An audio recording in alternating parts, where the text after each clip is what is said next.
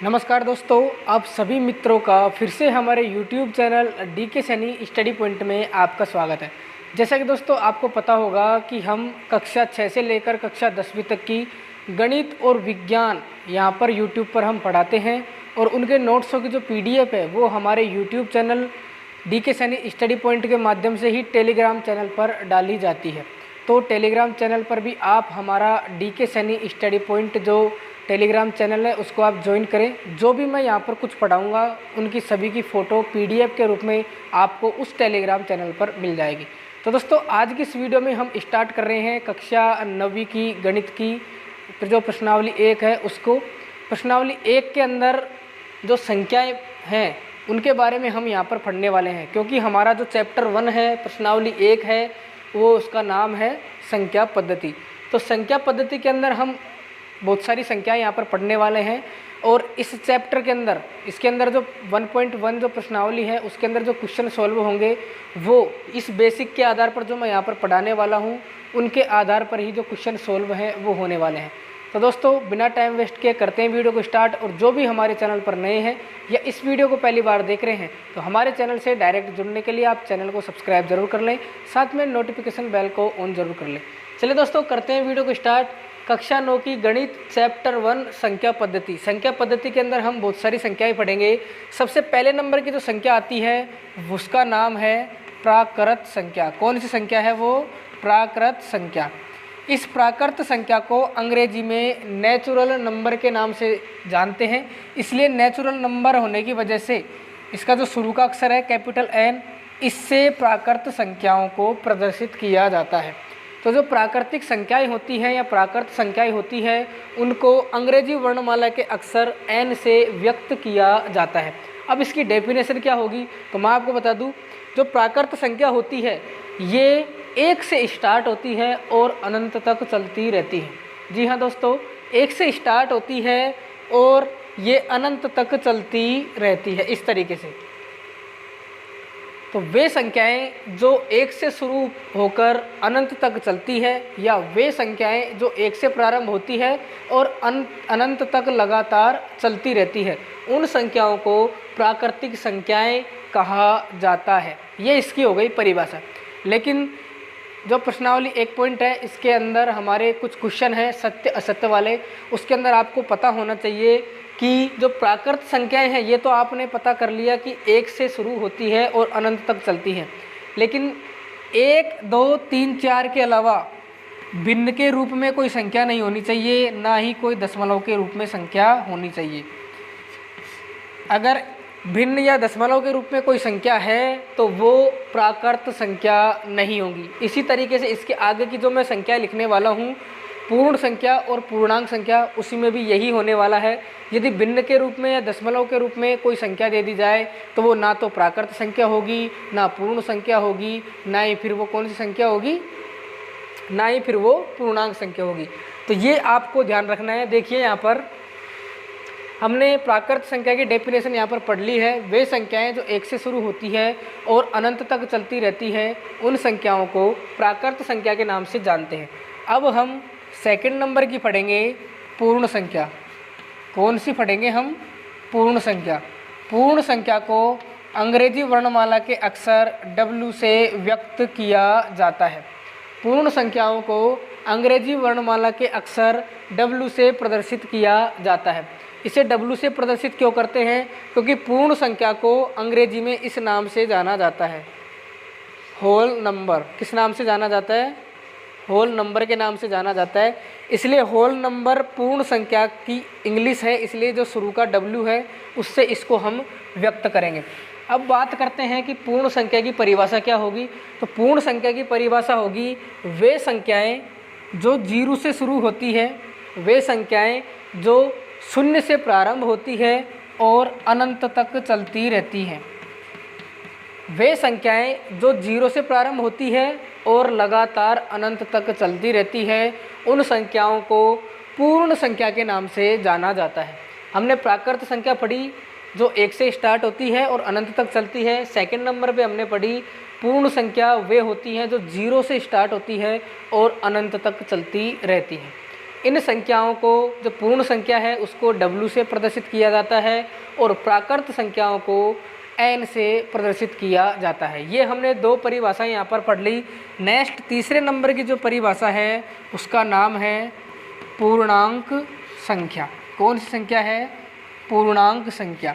पूर्णांक संख्या को अंग्रेजी वर्णमाला के अक्षर Z से प्रदर्शित किया जाता है। पूर्णांक संख्याओं को अंग्रेजी वर्णमाला के अक्षर Z से प्रदर्शित किया जाता है। अब पूर्णांक संख्याओं की जो डेफिनेशन बनेगी वो क्या बनेगी? वे संख्याएं जो धनात्मक होती है तथा वे संख्याएं जो ऋणात्मक होती है और जीरो भी उसके अंदर शामिल होता है, तो वे संख्याएं कौन सी संख्या होती है? पूर्णांक संख्या होती है। ये तो मैंने आपको समझाने के लिए बताया है। अब बात करते हैं कि पूर्णांक संख्या जो Z होती है इसकी डेफिनेशन क्या होगी, इसकी एक्चुअल परिभाषा क्या होगी। तो मैं आपको बता दूं, वे संख्याएं जो ऋणात्मक अनंत से शुरू होती है, अर्थात माइनस अनंत से शुरू होती है, इस तरीके से माइनस अनंत से शुरू होती हुई जीरो को शामिल करती हुई और धनात्मक संख्या तक पहुंचती है। अर्थात इस तरीके से आप बोल सकते हो कि माइनस अनंत से प्रारंभ होती है और प्लस अनंत तक गमन करती है, जिसमें जीरो भी ऐड होता है। उन संख्याओं को पूर्णांक संख्या कहा जाता है। माइनस अनंत से प्रारंभ होती है और प्लस अनंत तक समाप्त होती है, उन संख्याओं को पूर्णांक संख्या कहा जाता है। इन तीनों जो संख्याएं हैं इनके अंतर्गत कोई भी भिन्न या दशमलव के अंदर संख्या नहीं होनी चाहिए। अगर भिन्न या दशमलव के अंदर कोई संख्या है तो उसको हम प्राकृत संख्या, पूर्ण संख्या तथा पूर्णांक संख्या नहीं कहेंगे। तीन संख्या हमारी कंप्लीट हो गई है। अब हम संख्या पद्धति के अंदर जो चौथे नंबर की हम यहाँ पर परिभाषा पढ़ने जा रहे हैं, ये काफ़ी इम्पोर्टेंट है क्योंकि इसी पर जो आधारित है वो क्वेश्चन हमारे इस सिलेबस के अंदर दिए गए हैं। ये संख्या का नाम है परिमेय संख्या। कौन सी संख्या? परिमेय संख्या। परिमेय संख्या को कैपिटल R से व्यक्त किया जाता है। इसको इंग्लिश में बोला जाता है रेशनल नंबर। कौन सा नंबर? Rational number. तो परिमेय संख्या की जो डेफिनेशन होगी वो क्या होगी? आपने छोटी क्लासों के अंदर पढ़ा होगा कि भिन्न, अंश बटे हर वाली जो संख्या होती है कोई भी, उसको हम क्या बोलते हैं? भिन्न बोलते हैं।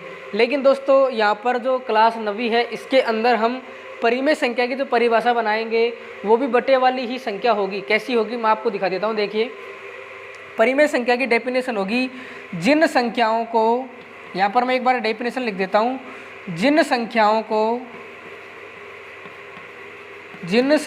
को P बटे Q, वही बटे वाली यहाँ पर संख्या आ गई। जैसे हम भिन्न को लिखते हैं अंश बटे अर, उसी तरीके से है P बटे Q। जिन संख्याओं को P बटे Q के रूप में लिखा जाता है, P बटे Q के रूप में लिखा जाता है तथा P बटे Q के रूप के अलावा आप 2 पॉइंट ज़रूर याद रखना जो मैं यहाँ पर लिख रहा हूँ। यदि वो आप नहीं लिखोगे तो आपकी जो परिमेय संख्या की डेफिनेशन है वो गलत हो जाएगी। जिन संख्याओं को P बटा Q के रूप में लिखा जाता है तथा P और Q क्या है? पूर्णांक है। क्या है? पूर्णांक है। और Q का मान क्या नहीं है? 0 के बराबर नहीं है।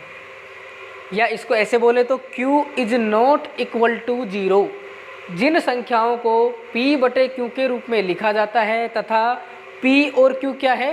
पूर्णांक संख्याएं हैं। P और Q का मान हम पूर्णांक संख्याओं के अंदर से लेंगे। P और Q पूर्णांक है, लेकिन जो हर का मान है, Q का मान है, ये 0 नहीं होना चाहिए। ऊपर वाली जो संख्या है P का मान 0 हो सकता है, लेकिन नीचे वाली संख्या का मान 0 नहीं होना चाहिए।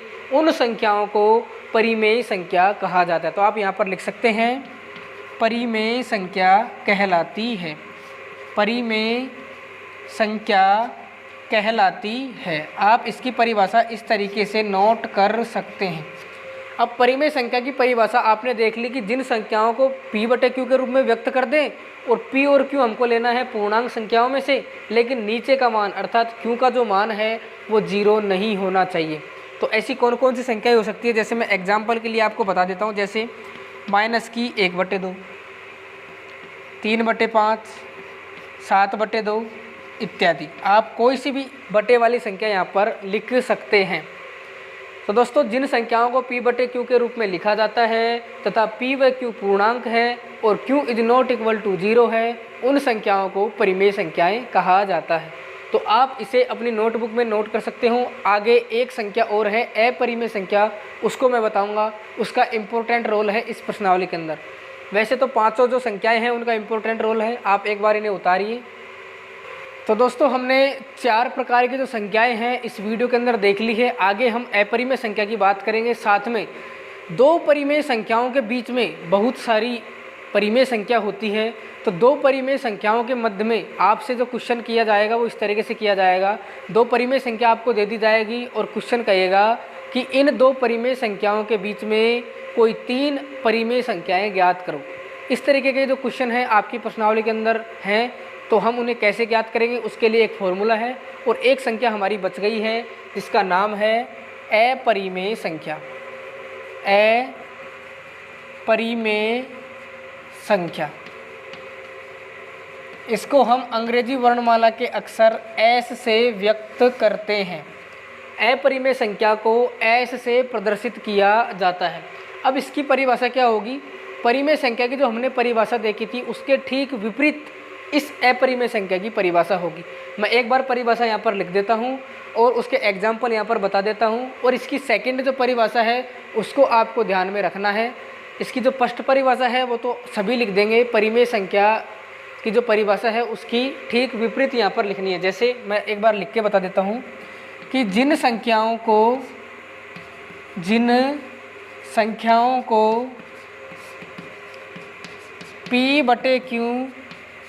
p/q के रूप में नहीं लिखा जाता है, जिन संख्याओं को p/q के रूप में नहीं लिखा जाता है तथा p व q पूर्णांक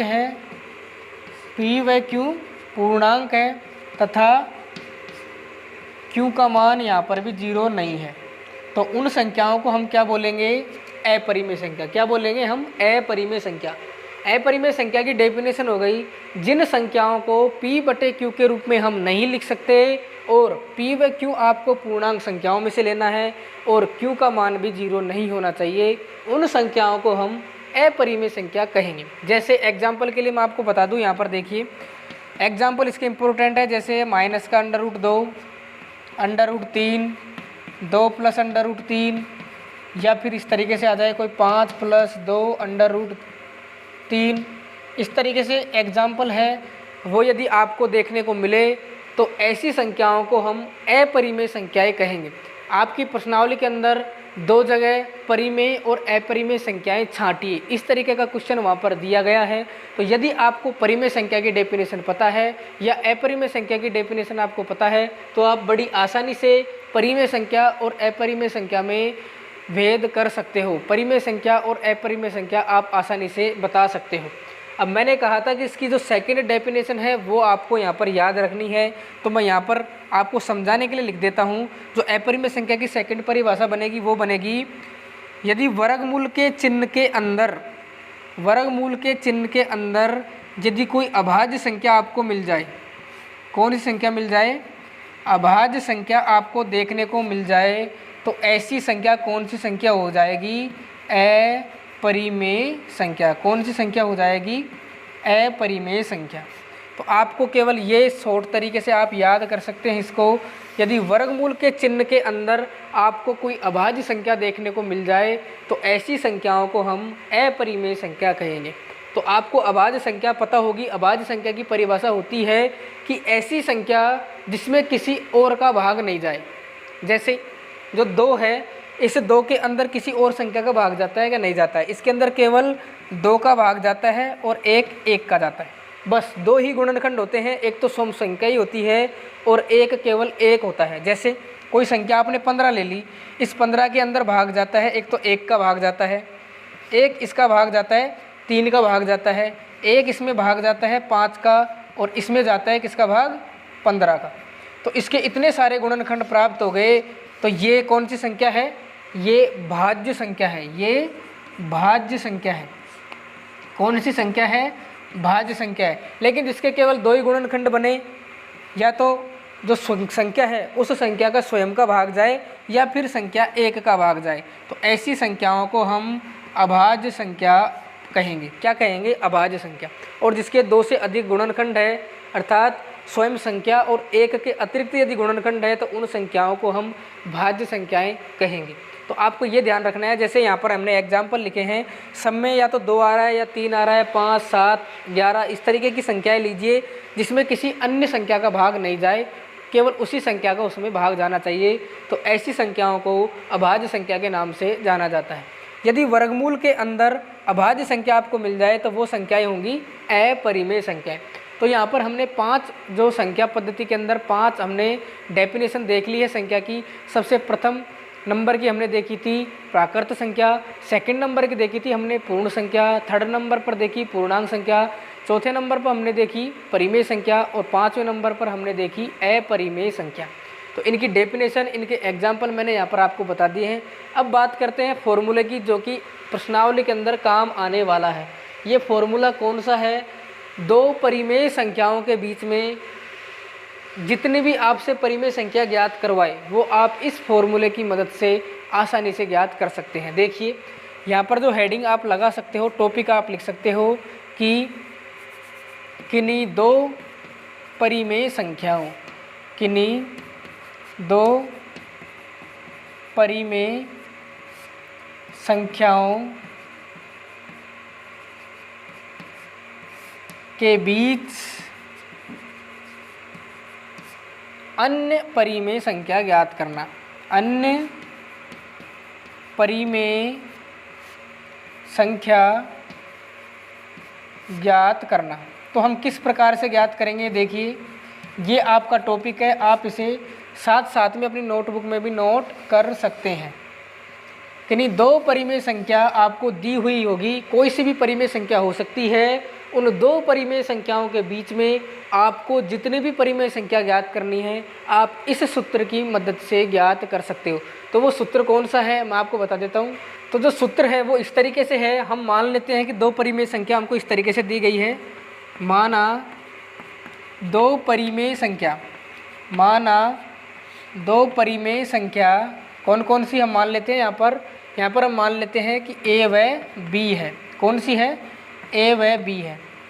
तब कोई 2 परिमेय संख्या आपको दे रखी है A और B, तो इनके बीच में आपको अन्य परिमेय संख्या किस तरीके से ज्ञात करनी है तो मैं यहाँ पर लिख देता हूँ। तब इनके मध्य की परिमेय संख्या, इनके मध्य की जो परिमेय संख्या का सूत्र बनेगा या फॉर्मूला बनेगा वो क्या बनेगा? मध्य की परिमेय संख्या बराबर A + B/2। क्या सूत्र बनेगा? मध्य की परिमेय संख्या का सूत्र क्या बनेगा? A + B/2। इस सूत्र को आपको याद रखना है। इस सूत्र के माध्यम से आप A व B परिमेय संख्याओं के बीच में बहुत सारी परिमेय संख्याएं ज्ञात कर सकते हो। इसका मैं एक एग्जाम्पल आपको इस वीडियो में बता देता हूं। पहले आप इसको नोट कर लीजिए कि किन्हीं 2 परिमेय संख्याओं के बीच में आपको कितनी भी परिमेय संख्या ज्ञात करवाए आप इस सूत्र की मदद से बड़ी आसान तरीके से आप ज्ञात कर सकते हो। तो दोस्तों 2 परिमेय संख्याओं के बीच में अन्य परिमेय संख्या आप किस तरीके से ज्ञात करते हो, फॉर्मूला मैंने आपको लिखवा दिया है और एक एग्जाम्पल के थ्रू मैं आपको समझाने जा रहा हूँ। यहाँ पर क्वेश्चन लिखा हुआ है कि 2 व 3 के बीच में कोई 2 परिमेय संख्या ज्ञात करो। 2 व 3 के बीच में कोई 2 परिमेय संख्या आपको ज्ञात करनी है। किस तरीके से ज्ञात करेंगे? ये A का मान हो गया, ये B का मान हो गया। ये कोई 2 परिमेय संख्या आपको दी गई है।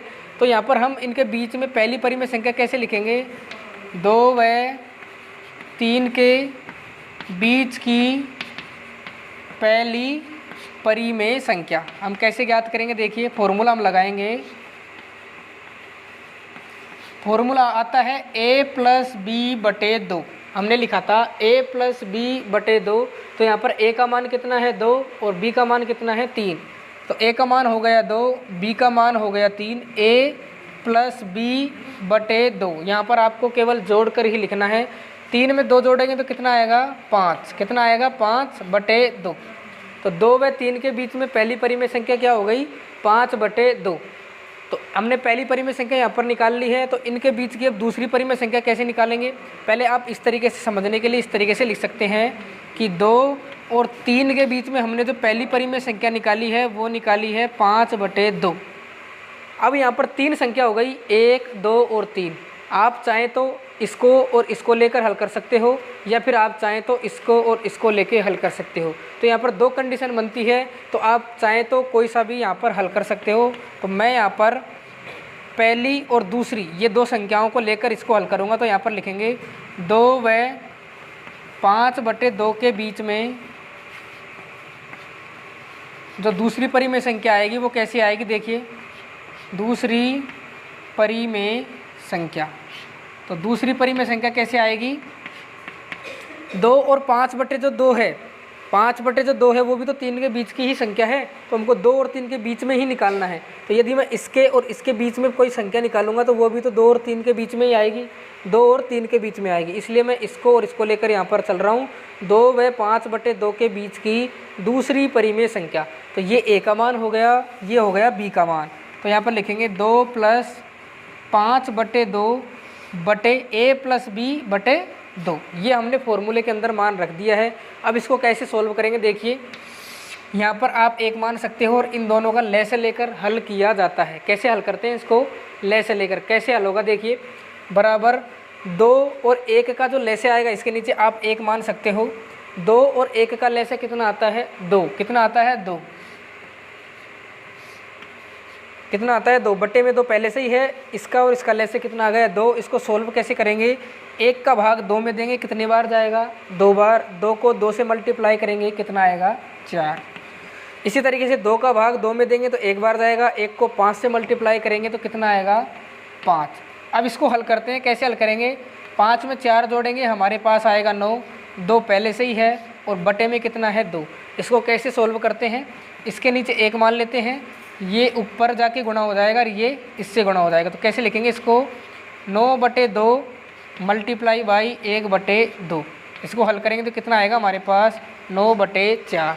तो हमने 2 और 3 के बीच में पहली परिमेय संख्या ज्ञात कर ली। 2 और 3 के बीच में ही यहाँ पर जो परिमेय संख्या आएगी, क्योंकि हमने इसके और इसके बीच में निकाली है 9/4, तो इसके बीच में हम लिख देंगे यहाँ पर, देखिए 2, 9/4, 5/2 और 3। 2 और 3 के बीच में हमने 2 परिमेय संख्या यहाँ पर आसानी से सूत्र के माध्यम से, फॉर्मूले के माध्यम से यहाँ पर हमने ज्ञात कर ली है। इसी तरीके से आपको अन्य परिमेय संख्याएं भी ज्ञात करनी है। चाहे आपसे यहाँ पर 2 परिमेय संख्या हमने ज्ञात करी है, तो क्वेश्चन के अंदर वो 5 परिमेय संख्या भी लिख सकता है कि इनके बीच की 5 परिमेय संख्या ज्ञात करो। तो जो फॉर्मूला होता है इसके अकॉर्डिंग ही हमको सोल्व करना है। और लास्ट में हमने यहाँ पर ये 2 परिमेय संख्या यहाँ पर 2 और 3 के बीच में प्राप्त कर ली है फॉर्मूले की वजह से। तो आप फॉर्मूला ज़रूर याद करें और इसको आप अपनी नोटबुक के अंदर नोट करें। तो दोस्तों आज के लिए बस इतना ही, फिर मिलेंगे नेक्स्ट वीडियो में। तब तक के लिए आपका धन्यवाद।